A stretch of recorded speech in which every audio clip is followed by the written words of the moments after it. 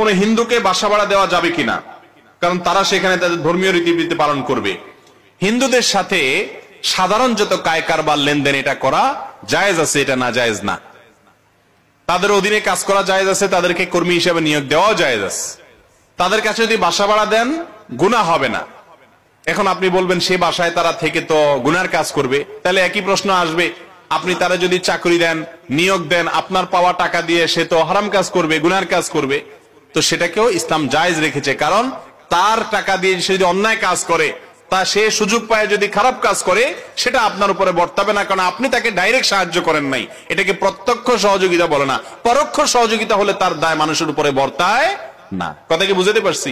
হিন্দুদের সাথে এই জাতীয় লেনদেন করা নাজায়েজ নয়। তবে যদি এমন হয় যে আসলে কোন মুসলিম আছে, ভালো কোন মানুষ আছে, ইবাদত গুজার নেককার মানুষ আছে, মুত্তাকি মানুষ আছে, তো আমি তো তার সান্নিধ্যে থাকার চেষ্টা করা উচিত আমার।